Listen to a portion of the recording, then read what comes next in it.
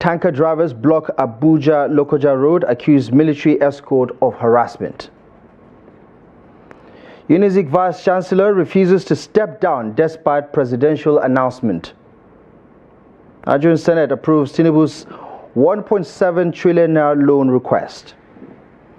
On the foreign scene, military junta appoints general to replace sacked civilian prime minister. Hello and good evening. Welcome to the news update on Trust TV. My name is Abdullahi Ahmed. Tanker drivers on Thursday blocked the Abuja-Lokoja highway in Abaji, protesting alleged assault on one of their members by military escorts. The protests, which began around 9 a.m., saw both tanker and trailer drivers barricading both lanes of the busy highway, causing severe gridlock. Stranded travelers resorted to using motorcycles to bypass the blockade and continue their journeys. According to an eyewitness, tensions erupted after military escorts allegedly stopped their convoy, assaulted a tanker driver, and shot out 4 of the tanker tires.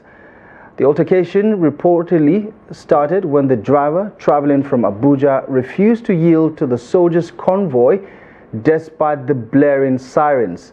Angered by the incident, other tanker and trailer drivers mobilized using their vehicles to block the highway in solidarity, bringing traffic to a standstill.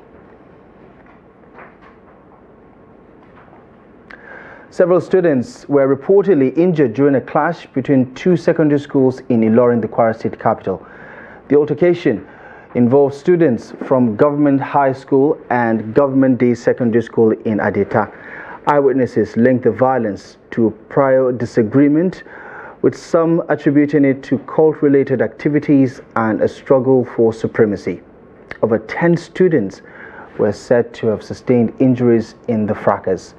Reacting to the incident, the press secretary for the Ministry of Education, Peter Agbonjaye, indicated that an official statement was forthcoming. The Police Public Relations Officer, DSP Town Ajire Ademi, confirmed the clash, noting that several suspects were apprehended by the police during its intervention to restore order. In other news, former Petroleum Minister Dezani Alison Madueke has moved to amend her suit before Justice Okowa of the Federal High Court in Abuja, challenging the Economic and Financial Crimes Commission's order for the final forfeiture of her seized assets. During the resumed hearing, the EFCC was notably absent, prompting Justice Okowa to inquire if Alison Madueke's counsel had received any submissions from the agency. Her lawyer confirmed receipt and informed the court of a filed motion to amend their processes, noting that the EFCC had been duly served. Justice Okowa adjourned the case to February 17, 2025 for hearing on the motion to amend the originating process. In her suit, Alison Madueke is seeking an extension of time to apply for an order setting aside the EFCC's public notice for the auction of her property. She contends that she was denied fair hearing during the proceedings leading to the forfeiture and subsequent sale order. Elsewhere, following his recent invitation by the Economic and Financial Crimes Commission, former Delta State Governor Ifeanyi Okowa has expressed that he is unafraid of the ongoing investigation. Okowa also dismissed what he described as a politically motivated media trial, allegedly orchestrated by those opposed to his support for the current governor of Delta State, Sharif Oborevori. Okowa made these statements when leaders from Delta North, led by Deputy Governor Monde Oyeme, visited him at his residence in Asaba, the Delta State capital. The former governor of Delta State emphasized that he has nothing to hide and is ready to defend himself against the allegations raised by the EFCC. The group also passed a vote of confidence on Okowa, commending his leadership and stewardship during his tenure as governor of Delta State. Elsewhere, Justice Okowa of the Federal High Court in Abuja has granted the request of the Inspector General of Police, Kaide Betokun, to arraign former lawmaker for Anambra South Senatorial District, Senator Andy Uba, on a 2-count charge of alleged 400 million naira fraud. The case stems from a petition filed by Judge Ubo, who accused Uba and others of defrauding him. Justice Okowa has said February 18, 2025 to hear the defendant's plea. Alongside Uba, Crystal, Chidima, Uba and Benjamin Etu are also named as defendants, with Hajia Fatima, who is said to be at large, also implicated in the case. The police alleged that the defendants conspired back in 2022 to deceive Ubo by claiming they could secure the position of managing director of the Niger Delta Development Commission for anyone who could pay 400 million naira, a claim they knew to be false. They are also charged under the Advance Fee Fraud and Other Fraud-Related Offences Act of 2006. The Vice-Chancellor of Nnamdi Azikiwe University, Professor Bernard Odo, on Thursday called on the Federal Ministry of Education to refrain from causing unnecessary tension within the institution or attempting to override the powers of the courts, which are currently handling multiple lawsuits on the matter. He emphasized that the ministry should not act hastily without credible evidence. Those remarks came in response to a communication from the Federal Ministry of Education signed by the Director of Press and Public Relations, which announced the dissolution of the university's governing council. In a statement issued by his personal assistant, Charles Otu, the Vice-Chancellor described the letter, which also announced his dismissal, as, quote, mischievous, strange, and grievous attempt to set the institution on fire. He insisted that both the composition of the university's governing council and his appointment as the seventh substantive vice-chancellor followed due process, and pointed out that the letter was contemptuous as the matter is currently sub judice. The Medical and Dental Consultants Association of Nigeria has praised President Bola Ahmed Tinubu for intervening in the crisis at Nnamdi Azikiwe University, Awka. On Wednesday, President Bola Ahmed Tinubu directed the Minister of Education to dissolve the university's governing council and remove the recently appointed Vice-Chancellor, Professor Bernard Odo, and the Registrar of the university. This intervention comes just 3 days into a warning strike by the association protesting the exclusion of their members from contesting the position of Vice-Chancellor. Dr. Amechi Nwachukwu, Chairman of the Chukwuemeka Odumegu University Teaching Hospital branch of the association, commended the president for responding to the association's concerns. He described the president's actions as a demonstration of his leadership style, noting that it reflects his willingness to listen and do what is right. Back here in Abuja, the House of Representatives Committee on Polytechnics and Other Higher Technical Education has warned 5 federal polytechnics of potential sanctions for failing to honor an invitation to present their budget performances. Chairman of the committee, Fuad Kayode, issued the threat after a planned meeting at the National Assembly failed due to the absence of invited polytechnic management. The institutions that include Federal Polytechnic Nekede in Imo State, Federal Polytechnic Ochodo in Enugu State, Ohoda, beg your pardon, in Enugu State, Federal Polytechnic Oko, Anambra State, and Federal Polytechnic Akanu Ibiam in Ebonyi State, as well as Federal Polytechnic Isuochi in Abia State, were scheduled for the meeting on Wednesday, November 20th, 2024, but none of them attended. The committee had previously met with some polytechnics it could visit, citing security concerns that prevented their visits to others who had been invited to Abuja. We've over time covered schools physically, and they've also visited national assemblies, Northwest, Southwest, North Central, Northeast.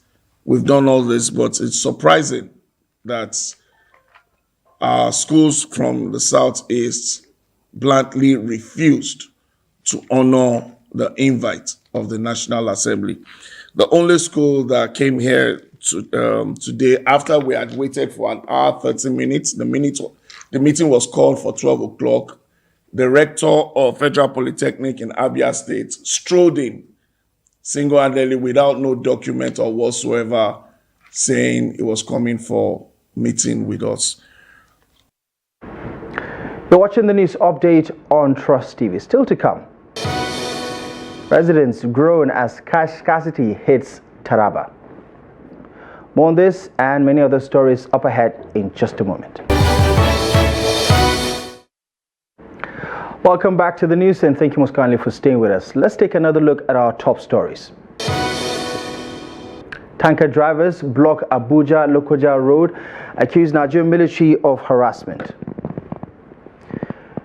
UNIZIK Vice Chancellor Bernard Odo refuses to step down despite presidential announcement. The Nigerian Senate has approved President Bola Ahmed Tinubu's request to borrow $2.2 billion, equivalent to 1.7 trillion naira. This comes 48 hours after the president wrote to the leaders of the National Assembly seeking to borrow $2.2 billion. The Senate gave the approval following the review of a report presented by the chairman of the Committee on Local and Foreign Debt, Aliu Wamako, who stated that the loan is expected to cover the 9.1 trillion naira shortfall in the 2024 budget. He also added that the requested loan is planned for execution on ongoing projects and programs in the 2024 Appropriation Act, which are critical for growth and development of the country. The Nigerian Senate, after its presentation of the report, expeditiously approved the loan request at the Committee of Supply without any dissenting voices. The borrowing plan will be raised on a combination of 1. Euro bond in the international capital market. 2. Sovereign sukuk with ISEC guarantees. 3. Bridge financing syndicated loans if needed. Financing critical projects under 2024 Operation Act. 2. Supporting the debt management strategy to reduce borrowing costs, extend debt maturity, and ease domestic market pressure. 3. Strengthening external reserves at lower interest rates than domestic borrowing. Those in favor of the report as submitted by the chairman, local and foreign debt, please say aye. Aye. Those against say nay. The ayes have it. In other news, residents of Jalingo, the Taraba State capital, have expressed their frustrations over the insufficient circulation of Naira notes in the city, particularly as the Christmas and New Year celebrations approach. They describe the situation as a major challenge, and bank premises are becoming congested due to low or no available cash for dispensation at ATMs within parts of the city. Here's the report. Some POS operators say the situation has greatly affected their business, as it is gradually becoming almost impossible to get cash from banks, as they can only get 10,000 naira from them. According to them, this has made them to increase charges to enable them meet up with their expenses. To be frank, we are finding it very difficult to run our business.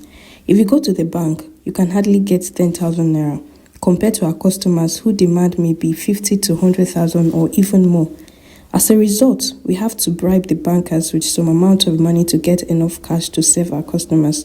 To make up for the difference, we add more charges. It's we that are operating POS that is affecting most. As you can see, the essence of operating this POS is to assist customers to make easy withdrawal and deposit. But as you can see, for like close to a week now, there is no cash. Even when you go to bank, you can't get cash. Even the customers buying other things now, nobody is using cash. They can only do transfer. Some residents blame commercial banks, whom they said have failed in their responsibilities. Some who were seen at the bank premises are waiting patiently to withdraw cash from the ATMs, wondered why festive periods always come with cash scarcity. We cannot tell the challenges, of course, because we don't know actually what we're in Nigeria today. Because during the cashless, we were informed about the cashless. But these were not information, not nothing. The richest ones are enriching themselves, leaving the poor ones to be very, very poor down there. We'll be finding for money everywhere and we can't get any. They say there's no cash. We have entered the cashless policy. So which we have not been enlightened ahead of time. Yes, we are not finding this easy here, and you can see there is crowd, and the money is restricted, so people are suffering. You've been in the bank always, but for us to withdraw money, sometimes the money you're expecting won't be the money that you receive from the bank. So the issue it may be from the money or something like, see, the place is very crowded and some may have while some may not have. Residents fear that if the issue is not addressed soon, the nation may return to the pains Nigerians faced during the currency redesign period. Dangote Refinery has resumed purchasing crude oil from the United States as part of efforts to ramp up production and increase its refining capacity. This purchase comes after a 3-month break from importing foreign crude, during which the refinery focused on domestic supply. According to a Bloomberg report, a cargo carrying 2 million barrels of WTI Midland crude from Chevron Corp is expected to arrive at the refinery next month. This move may suggest that the federal government's Naira for Crude initiative has stalled, or that the refinery is not receiving enough crude from the Nigerian National Petroleum Company Limited. Earlier this year, Dangote received 1 or 2 super tankers of U.S. crude each month in addition to domestic supplies, but these imports were reduced in August following an agreement for NNPCL to supply crude oil in Naira instead of dollar. On the international scene, the Mali military junta appointed Major General Abdoulaye Maiga as the new Prime Minister on Thursday, a day after dismissing civilian Prime Minister Choguel Kokalla Maiga, who had criticized the military leadership in the country. Abdoulaye Maiga, who previously served as the government spokesperson, has been aligned with the military junta since the military overthrew the civilian president in 2020. Despite not being part of the initial group of colonels behind the August 2020 coup, he quickly supported them and was promoted to general. His appointment signals a further consolidation of military power in the West African country, which has been under military rule since the coup in 2020 and 2021. Choguel Maiga had publicly criticized the lack of transparency regarding the transition to civilian rule before his dismissal.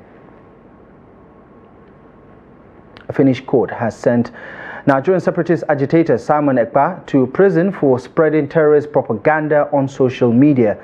A district court of Päijät-Häme remanded him after the Finnish National Bureau of Investigation arrested him alongside 4 others over alleged terrorist offenses. The self-declared Prime Minister of the Biafra Republic government in exile was said to have committed the crime in 2021 in Lahti municipality.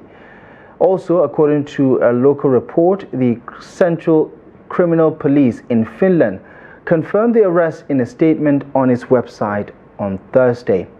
The police said the main suspect was arrested on, quote, suspicion of public incitement to commit a crime with terrorist intent, while 4 other persons are suspected of financing the aforementioned activity. There have been calls for the arrest of the separatist following his alleged involvement in the sit-at-home that has relatively crippled economic activities in southeast Nigeria. The International Criminal Court has issued arrest warrants for Israeli Prime Minister Benjamin Netanyahu, former Defense Minister Yoav Gallant, and Hamas leader al-Masri over alleged Gaza war crimes.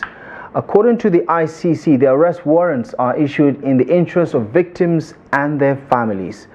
On Thursday, the court said it had unanimously decided to reject Israel's appeal over ICC's jurisdiction.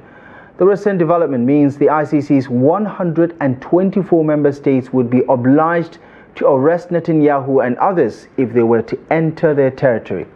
The ICC noted that the trio had, quote, intentionally and knowingly deprived Gaza civilians of food, water, medicine, medical supplies, fuel, and electricity. Talking sports now. Heartland FC has expressed determination to record a win against Rangers in the Oriental Derby. The Emmanuel Amunike side will square up against Rangers in March Day 13 fixture at the Dan Ayim Stadium in Owerri on Sunday. Heartland are unbeaten in their last 3 games in the Nigeria Professional Premier League. They suffered a 2-1 loss to Rangers in the same fixture last season. Emmanuel Onyebuchi and Kalu Nweke grabbed the goals for Rangers, while Chukwuebuka Ogbonna scored the consolation goal for Heartland. President Bola Ahmed Tinubu has called on the military across Africa to unite in addressing insecurity and other threats to the continent's unity and stability. He gave the charge on Wednesday when he officially declared open the 2nd edition of the Africa Military Games in Abuja, heralding the event as a historic platform to foster unity, camaraderie, and military cooperation across the continent. The Games, with the theme Enhancing Military Cooperation in Africa Through Sports, marks a revival of the tradition initiated over 20 years ago in Nairobi, Kenya. Speaking during the opening ceremony of the Games at the Moshood Abiola Stadium, President Bola Ahmed Tinubu, who was represented at the event by his deputy, Vice President Kashim Shettima, observed that no single nation can tackle its security challenges alone. This occasion is more than a gathering of extraordinary athletes. It is an undeniable reminder of the cooperation that binds the military institutions across our continent, Africa. Today we reaffirm the promise of what we can achieve when we stand together, not just as neighbors, close and distant, but as guardians of a continent that depends on your various sacrifices and unyielding dedication. To our esteemed participants and guests, I assure you that this will be a memory to cherish, not just for you, but for all of us. Your presence in Abuja is a testament to the enduring spirit of unity and camaraderie that defines our shared purpose as Africans. We are deeply honored to honor to host this prestigious event, especially as we reflect on the fact that the first edition of the Africa Military Games was held over 2 decades ago in Nairobi, Kenya. Well, that's it. You're up to date with the latest news stories at this hour. Check back a little later at 6 for more news update. But for now, follow us across our social media platforms to stay in touch. You can also visit our website, trusttv.com, for the latest news, programs, and documentaries. My name is Abdullahi Ahmed. Thank you for your time.